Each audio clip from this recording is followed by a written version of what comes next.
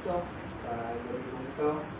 Sana po ay matanggap po natin ang biyaya ng kanyang salita at bigay po sa atin ng malinaw na kaunawaan sa mga mensahe na pinapaabot ng Diyos through the preacher or through the teacher, kung saan ito po ay isang means of grace ng ating Panginoon to hear the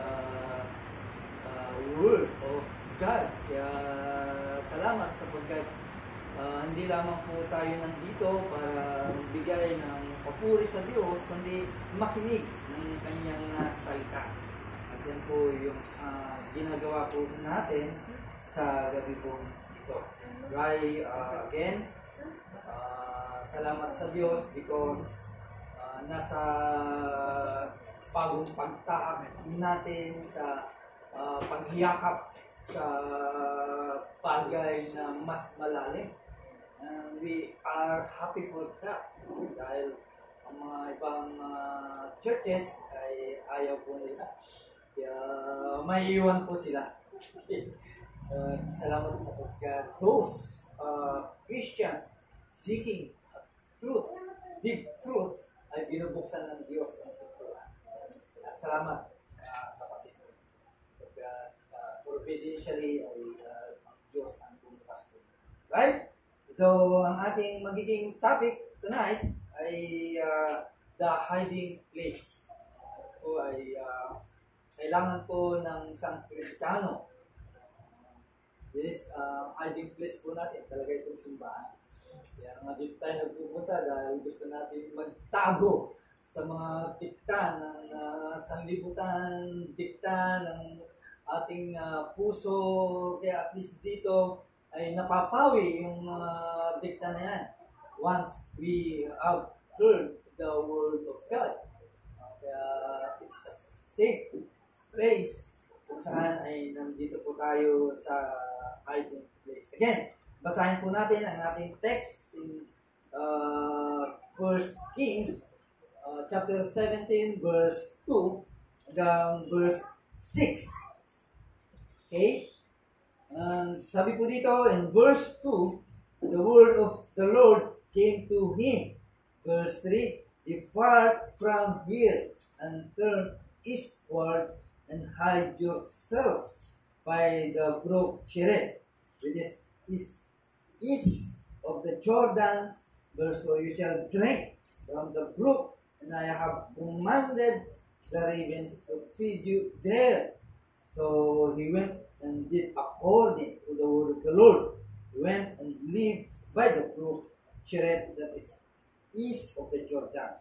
Verse 6, and the ravens brought him bread and meat in the morning, and bread and meat in the evening, and he drank from the brook. Tayo po yung salamat po Diyos muli sa pagkabasa ng ating salita. Dalangin po namin ang tulong po ng banal na Espiritu na siya ang magbigay ng tulong po sa amin ng mga katotohanan po namin sa salita ng Diyos. Salamat po sa patuloy na pagpakain mo po ng iyong salita sa aming kaluluwa sapagkat ang salita mo ang siyang pagkain ng aming mga kaluluwa. Salamat po Diyos sa gabi po. Alright, so tandaan po natin, no, lahat ng mga Kristiyano in God conscious experience, there always be a place of hiding.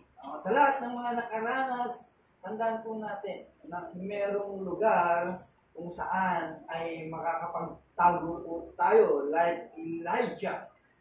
Right? There is a place kung saan ay inutusan siya ng Panginoon para magtago. At yung lugar po yan ay yung tinatawag na brook Cherith.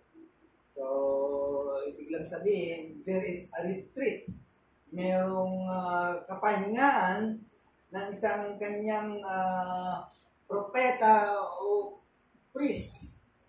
Right? At yan po ay ibinigay ng Diyos. Tandaan po natin, dumating siya in a moment of time. After that, binall out siya. at pinaghinga po siya sa loob ng 3 taon. Alright, so what is the reason? So, ibig lang sabihin, dito sa buhay po ni Elijah, ay tinuturuan po tayo that must be shut up to God, we speak up for Him. Ibig lang sabihin, may mga bagay na dapat po nating tignan. Let's say, kapag ang Diyos ay nagsasalita, we must hear. We must stop and hear kung ano po ang sinasabi ng kanyang salita. Tandaan po natin, during that time, ang mga mataas na sacerdote, ang pinaka-benepisyo ng mga tao that yung paring iyon is going to the most holy place because dahil sa mga tao ay hindi makalapit.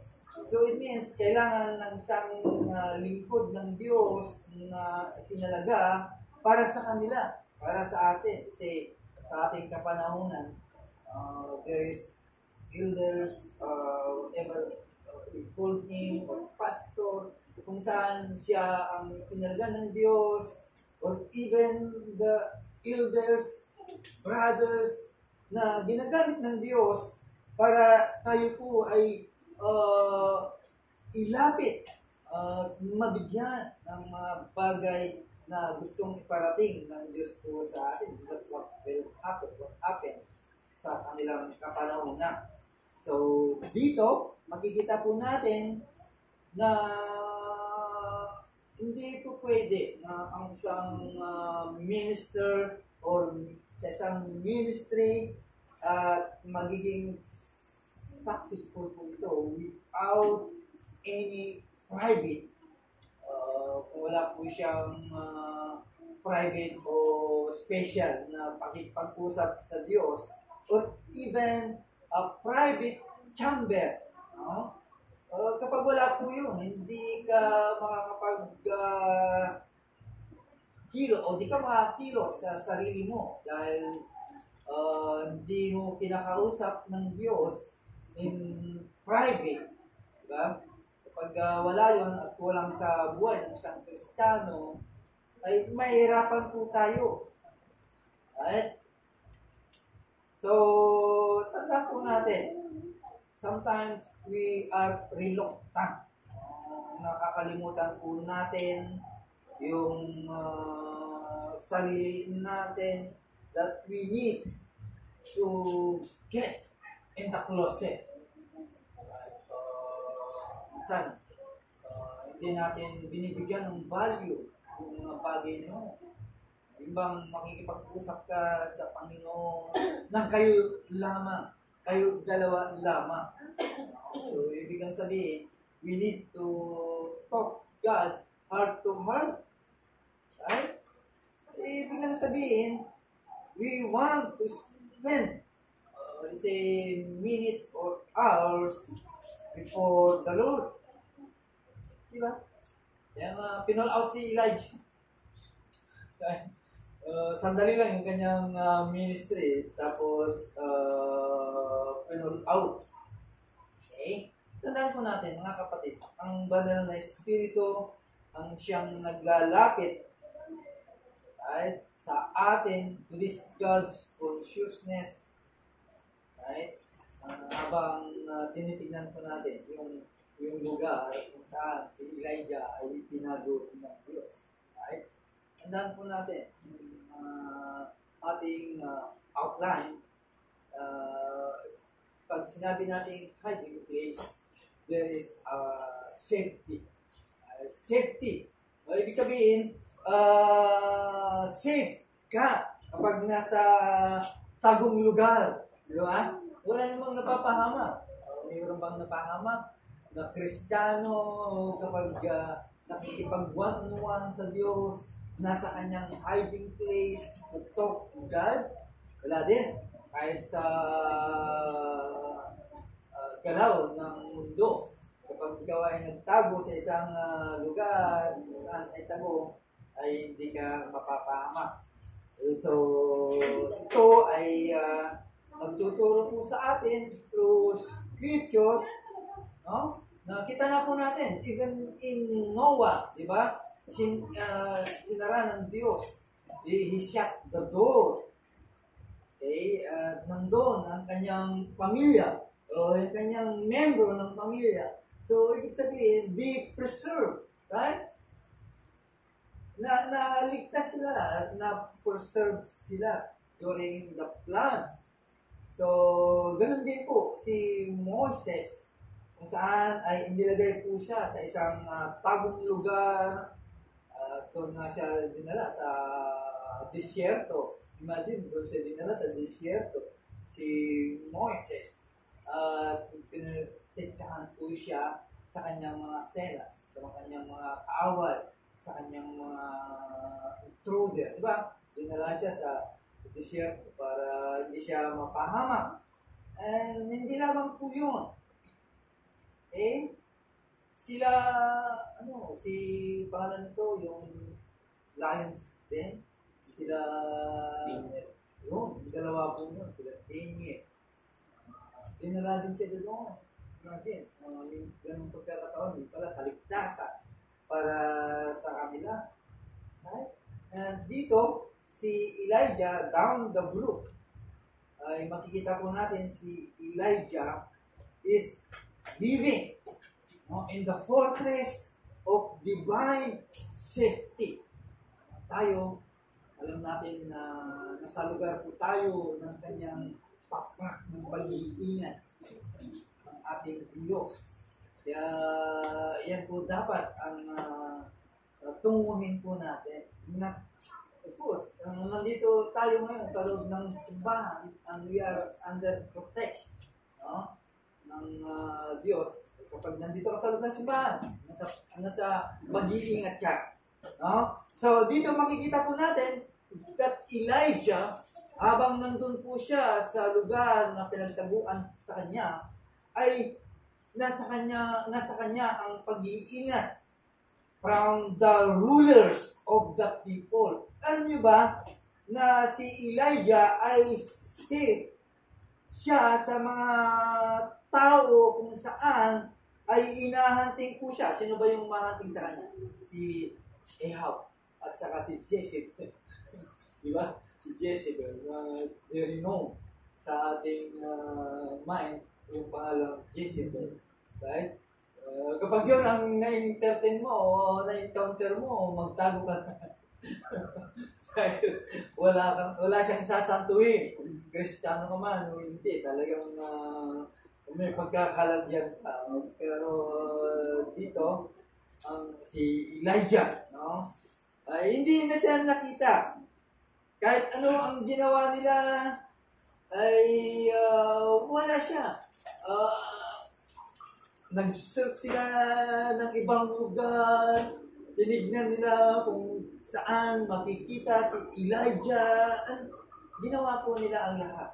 Pero walang Elijah na nakita ang mga taong ito.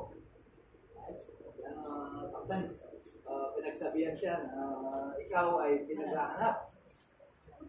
Kaya nga sila ay sumumpa pa. Diba? Sumumpa ang mga taong ito. So, ibig sabihin, seryoso sila na hanapin si Elijah. Sabi nga nila, as the Lord, thy God, liveth.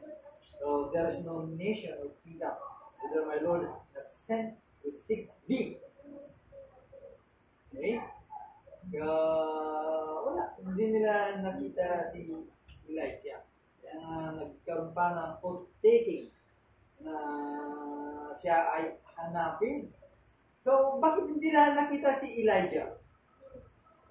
Okay? Bakit hindi nila nakita ang prophet na ito? Why? Because God had tucked him away in a place of safety. Nilagay siya doon at itinago para maingatan ang propeta ito. That's what God do it sa kanyang mga iniibig, sa kanyang mga pinili. Nilalagay ka sa isang lugar kung saan wala sa iyo ang mga pasaring ng mga tao. Wala kang narinig sa mga kapitbahay mo na mga masasama. Wala kang na-encounter na tao na kung saan ay magkaroon ng galit sa iyo. You are here. At naging kasama mo ang mga tunay na Kristiyano. Wala silang masari sa iyo kundi blessing for your brother. Di ba? Nasa safe na lugar po tayo. Yun po ang nangyari kay Elijah. No? So, inilagay po siya ng Diyos at kinatatan po siya. Of course, kapag ang Diyos na nagtago sa iyo, ay alala nyo, nung si Jezebel ay nagalit at pinagpapatay niya lahat ng mga prophets. So, di ba? At si Elijah lang ang nakaligtas during that time. So, walang pagdududa na ang propetang ito ay talagang iniingatan po siya. At inilagay po siya sa isang safety na lugar kung saan sila ang nakakalam at ang Diyos ang nakakalam. At doon sa group of Cheret, doon sa siguro napakaganda. God place you in a safety place or hiding place. It is a group. Dito ka sa simbahan, wala kang mapupulot dito na mga bagay na magbibigay sa iyo ng pangihina o whatever. Hindi nandito ka upang makatanggap ng kalakasan, lugar saan malaya po tayo na may bigay ang ating paglilingkod at pagsasamba sa Diyos. So, safe po siya.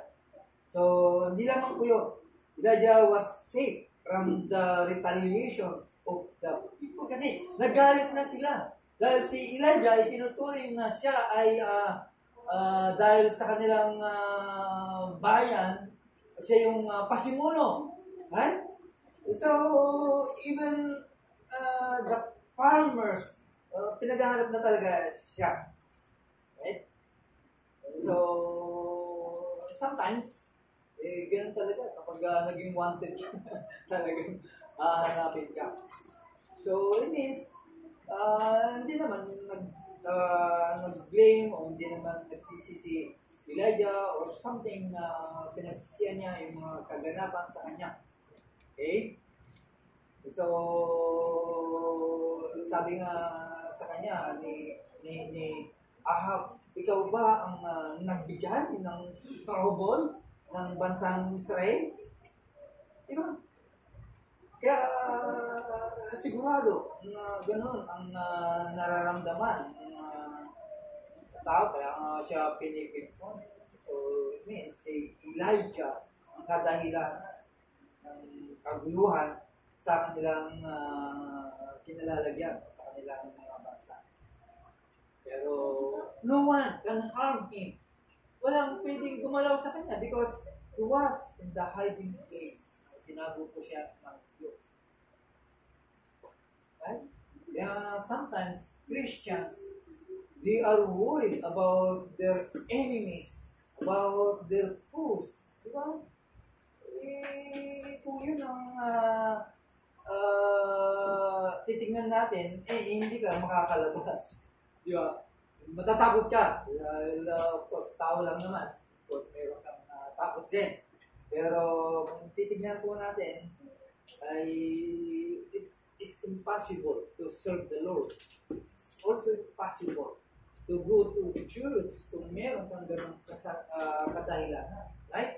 Hindi ka pupunta sa simbahan kung may mga kadahilanan po tayo. Natatakot ka or maaring na-intimidate ka because of them.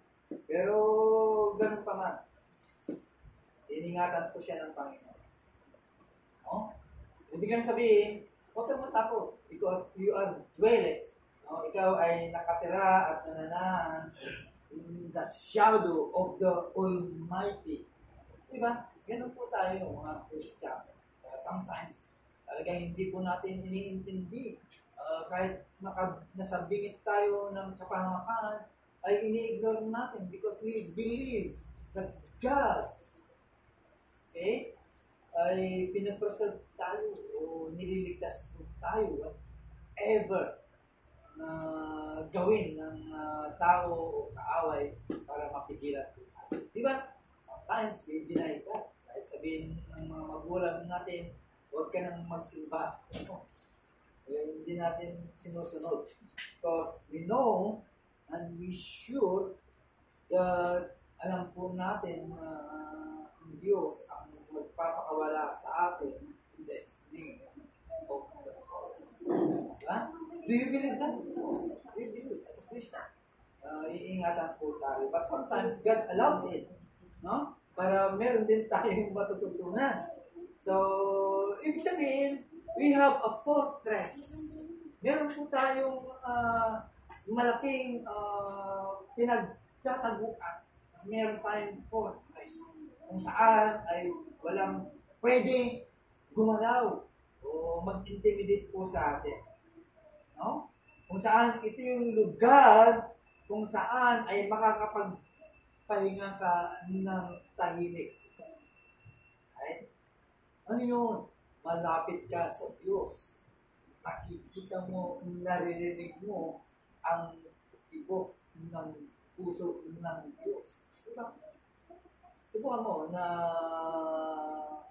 gawin niyo. Anong mangyayari po sa iyo bilang diba? Pag ikaw ay malapit sa Diyos, ibig sabihin, may mga bagay na hindi ka pwedeng gawin. Even the sin ay hindi ka pwedeng gawin. Hindi ka pwedeng mahulog. Why? Because you are near to God. Huh? So, ibig sabihin, nasa safe tayo bilang mga Kristiyano sa wings o sa pakpak ng Diyos. Kung malayo ka at wala ka sa kanyang pag-iingat, what will happen to the Christian? So sometimes nasusway ang Kristiyano kasi ang layo mo ang layo natin kaya ano mangyayari? Sometimes ganun po bumabagsak ng Kristiyano. Number 2, the place of secrecy. Ito yung lugar kung saan merong sikreto, kayong dalawa lang ang nakakaalam ng Panginoon. Okay? That's why si Elijah stay at the brook. No? Imagine 3 years na nandun po siya. Ano kaya nangyari doon sa lugar? At ano ang kadahilanan? Bakit tumagal ng 3 taon? Because we don't know. Wala naman nakakaalam yun. Silang dalawang alam. Kaya ibig sabihin, merong elemento ng secrecy in the hiding place. Merong elemento ng tawag nito sekreto dito sa lugar kung saan nagtatago ang anak ng Diyos. Right? Ibig sabihin, may mga bagay na talagang isinisikreto po natin. Right? May mga bagay na hindi natin inihayag. Kasi sa mag-asawa, no? May mga sekreto na dapat hindi malaman ng ibang tao. Only Christ, Jesus, ang makakaalam po, no? Right? So, wala kang ibang pagsasabihan kundi ang ating Panginoon, even you. No? May mga bagay na hindi mo rin pwedeng ilatag sa lahat ng tao. Diba? May mga bagay na hindi alam ng kapwa mo Kristiyano, kundi sinasabi mo lang sa ating Panginoon. Kaya nga, that's why our fellowship with Christ ay kaiba kaysa akin. Iba din ang iyong fellowship sa Panginoon. Hindi tayo pare-parehas. Di ba?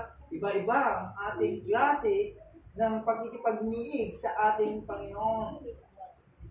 So, ibig sabihin, yung aking naranasan ay iba din sa inyo. Di ba, it's a wonderful thing. Hindi tayo pare-parehas.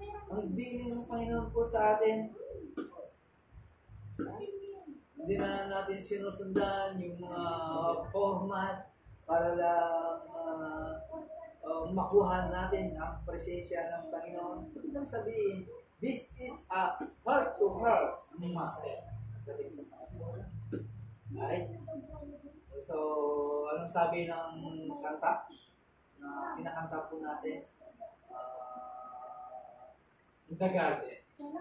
In the Garden, alam niyo ba yung lyrics po noon? Doon sa lyrics po noon, and the joy we share as we tarry there. No other as ever know. Walang ibang nakakaalam, kundi silang dalawa lang ang Panginoong Diyos. So it means, Elijah experienced the blessed arrangements of the Lord. Mismo ang Panginoon ang nag-aayos ng lahat ng bagay while you are stay in the hiding place. Ganun ang nangyayari. Again, Panginoon na, ikaw siya na nagtago sa iyo, siya parang nag-orchestrate ng lahat ng bagay. So, dumating sa kanya ang salita ng Panginoon in verse 17, verse 2, and verse 3 sa ating text. And sabi po doon, the word of the Lord came unto him, saying, Get thee hence, and turn thee eastward, and hide thyself by the brook tree. Right? So, ibig lang sabihin, si Elijah ay hindi niya pwedeng i-secure ang kanyang kinalalagyan, kundi ang Panginoon. Ibig lang sabihin, ang Panginoon ang nag-ayos ng lahat. Saan ka pa? Diba? Saan ka pa? Iniimbita ka nga ng Panginoon na make closer to Him. That God will arrange everything. So, ganun ang nangyari kay Elijah. Inayos ang Diyos ng lahat ng bagay. Right? So, ibig lang sabihin, bilang mga Kristiyano, napakahalaga, how precious to have fellowship to our Lord. Kung ayaw mo makipag-fellowship sa Kanya, what will be the next? Ano ang gagawin sa iyo? Ayaw mo eh. Even your prayer, your devotion, lahat po yun ay pamamaraan para maka-fellowship po natin ang Panginoon. That's why it is precious to have fellowship. Why? Because gusto ng Panginoon, masulo ka. Right? Masulo ka. Masulo yung ano mo, yung presensya mo. Masulo yung isip mo. Right? Of course, times, yan din po ang gusto natin. Kaya nga sometimes, touch ka muna, nag-devotion. No, tumahit muna kayo. Tumahit na kayo. Tahimik ako dito. Di ba, yung gusto po natin, that's why sometimes we fellowship the Lord sa wala, mga tulog pa lahat. Wala pang gising, kundi kayo lang. Ikaw lang. Gusto mo makita ko sa akin. Kasi gusto ng Panginoon na He want to live. Gusto niya na tayo ay masolo ng Panginoon more than we do with Him. Mas gusto ng Panginoon na masolo ka kaysa yung gusto natin na masolo siya. Kung gusto mong masolo siya ng todo, mas gusto ng Panginoon mo para sa iyo. And yet, kung wala kang time, still, God will knock you. Diba? Bilang kanyang anak. Of course, pagka-anak niya, gagawin din na natin ang Panginoon para makuha ang pansin. Right? Kaya, kung marirealize lang natin yung pagmamahal ng Panginoon sa ating kaluluwa, ay gusto niya maka-fellowship, kaya nga siya mismo ang nag-a-arrange, ang Diyos ang nag-arrange sa kinalalagyan ni Elijah para maka-fellowship ko. Right? It's a good thing na maka-fellowship mo ng Panginoon. Hindi lamang po yun. Elijah enjoyed being alone with the Lord. Nag-i-enjoy ka po kapag dalawa lang kayo ng Panginoon. Of course, nag-i-enjoy po tayo at ayaw natin na matigil yun. ayaw natin na ma-interrupt yun. Kaya hanggat maaari ay walang sagabas. Kaya sa ating kapanahunan, no, ay napakahirap na po. Right? Hindi na natin masolve. Okay? So, what's the remedy? Para magkaroon din tayo.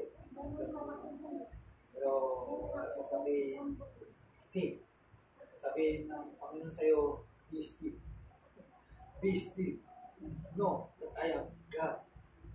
Ay? Kaya putulin mo. Kung ikaw ay nanonood ng television, wala nang nanonood ng television. Obsolete na yun. Kaya nalulugi na yung mga TV station. Dahil wala nang nanonood. Sikat na ngayon. Cellphone.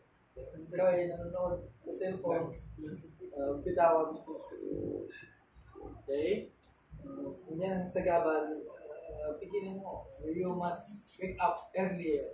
Huwag mong gawing dahilanan na nakulit ka because of the sun. So, unahan mo na lang. Gusto mong makapiriship ng Panginoon mas maga, you wake up earlier. Diba? Yan yung maagap na Kristiyano. Inuuna muna ang ating Panginoon. Okay? So, that means God is arranging ng lugar, ng time, ng panahon para makausap po tayo. And of course, we have to learn to cooperate.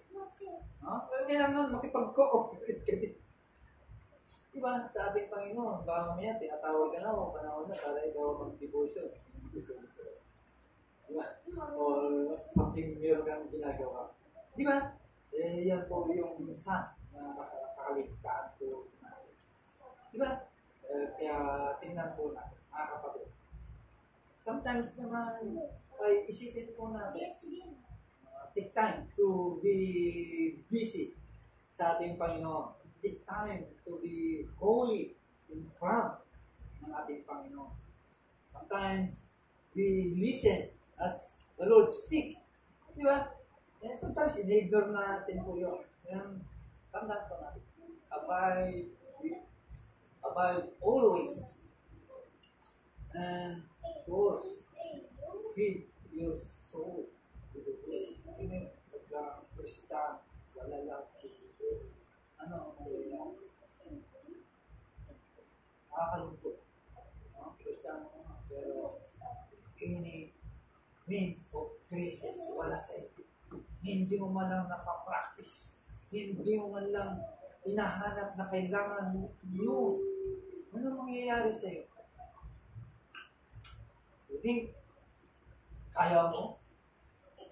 Kaya tama yung sabi kanina, kapag bumalik ang isang Kristiyano na umalis, it means tutong na siya sa mga graces na dapat niyang kailangan. Di ba? Nabuhay ang Kristiyano. Right? Pangatlo, doon sa hiding place, nakilalalagyan ni Elijah, there is a sufficiency. Pero kasapatan.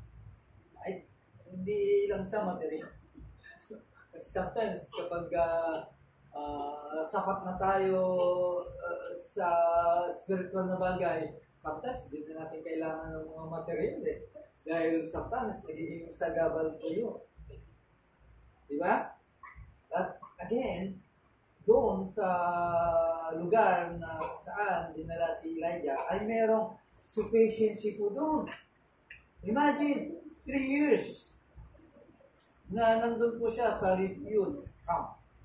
Sabi na natin refuge kasi yun yung kandungan ng mga Kristiyano. Diba? Yun yung kandungan ni Elijah. So, what do you think? What will happen? God, miraculously, diba? Makita po natin na nasupply ang mga pangangailangan po ni Elijah. God provided miraculously the needs of this prophet. Okay? Ibilang sabihin, this hiding place became a sufficiency place for him. Kaya sa atin, kapag nandun po tayo, ay talagang sufficient na sa atin. Imagine, Diyos na ang kapellowship mo, Panginoon na ang kapellowship mo. What? Ito pa ang hahanapin mo. Diba? Magiging sufficient ka sa lahat ng bagay. Ay, kahit yung mga material nga, ang Diyos na nag-provide Di ba? Kung nating nabasa yung book kung first paano pinakain si Elijah, di ba? Paano sinupply ng Diyos ang lahat ng kanyang pangailangan. So it means this hiding place, it is a sufficient place. Right? So ibig lang sabihin, ang tao o ang Kristiyano kung saan kumakanlong sa lugar saan ang Panginoon ay yung kinikilala, tandaan po natin, there is fullness in your portion. Okay? So, ibig lang sabihin, Elijah's sufficiency involved the sure provisions of the Lord. Andun yung provision ng Panginoon. At yung mga ravens nga, yung mga ginamit ko ng Diyos para dalhin yung tinapay at karne. Hindi lang sa umaga hanggang sa gabi. At hindi naman po yun. Umiinom po doon siya doon sa bulo. Wow, napakasarap siguro yung lugar. Idadalhin ka ng Panginoon sa isang lugar kung saan mag-i-enjoy ka. Mag-i-enjoy mo ang expectations. Gagawin po nila si Elijah. So, sa madaling salita, pati yung pagkain, pati yung provision ay mayroong schedule ng Diyos para sa kanya in the morning and in the evening. Yung merienda, siguro hindi na kailangan. Kasi sufficient na siya sa kanyang almusal, sa gabihan. Imagine yung provision ng Panginoon. Ibig kong sabihin, hindi ito yung magiging dahilan para tumigil ka sa lugar kung saan ang doon ang pag-iinan ng Panginoon. It is the church. Right? Kung pinoproblema mo, wala kang kakainin. Sa pagkatapos mong magsiba, huwag mong alalahanin yun. Dahil sometimes sa simbahan, God provide. Diba? Kaya bitawan mo yun, yung mga ganong kadahilan. Because God will provide. Right? Si Elijah, bagamat hindi 3 times ang need, meron siya 2 times lang. So, magandang habit yun. Para ikaw ay hindi lumubo, 2 times ka lang kumain. Inalis yung tanghalian kasi doon yung sinasabi nila, you eat as a king. Pagdating ng tanghalian. Ibig lang sabihin, kainin mo, pwede na kasi tanghalian. Yun yung oras kung saan ang ari ay tanghalian. So, maganda, there is a principle, no? Na makikita natin po dito para hindi ka lumubo. Yun siguro ang kadahilanan. Right? Kaya 2 minutes na. Ang dapat po natin gagawin. Makakatipid para tayo. So, ibig ang sabihin, alam ng Diyos ang ating pangailangan. Okay? At alam po niya kung paano niya ibigay. Right? So, it means Elijah's sufficiency included the strength provisions of the Lord. Strength yun kasi ang mga tao po ayaw nilang kumain. Pagkain ng ayaw nilang magkalahuran. Paniniwala. Right? So, ginamit ang Diyos ang abominable and unclean sa kanila to be Elijah's caterer. Naging caterer niya yung rete. Pagkamat ayaw ko nila po yun. Hindi naman po yun. Kahit na si Moises na hindi naman. Kaya naman Diyos. So, ibig lang sabihin, ang Diyos ay concerned po siya sa mga bagay na pangailangan po natin. Right? is surely God. Diba? Kaya doon ka pumunta saan magiging sufficient ka sa ating diba? Tignan po natin, talagang sapat-sapat. What a fullness na meron ng Diyos para sa kanya. Right, so dito makikita po natin how God concerned sa kanyang mga anak. Ano na, kapag hindi nga tayo takat still God faithful. Hindi ba natin naintindihan po yun? Hindi ba naintindihan natin ng mga Christian? Right? Na sa lugar saan nakakalig mo ang Panginoon, it is the hiding place. There is safety, there is secrecy, and there is a sufficiency. Lahat yun ay bigay ng ating Diyos. So, tandaan po natin na mas nanaisin ng Panginoon na masolo pa. So, siyempre, hindi lang naman yung nagsusolo ka na. Porket sinolo ka ng Panginoon ayaw mo na mag-isama sa mga kapwa mo mananampalataya.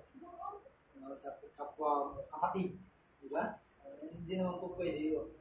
We need them also. We need the church. We need everyone na mga Christian. Diba? So, ibig lang sabihin, ipinapakita lang na sapat na yung makalig ng Panginoon plus sa fellowship mo, everyone, sa simbahan, and that's enough. Sapat na yun. Magiging sufficient po tayo sa lugar sa ating Panginoon. Tayo. Salamat po Diyos sa mensahe na sometimes Lord, because of business, nawawalan na kami ng time to come before Him. Nakakaligtaan natin that there is safety, there is secrecy and sufficiency in your hiding place. It is yung makalig ko. Salamat po Diyos. Please, Ama ko,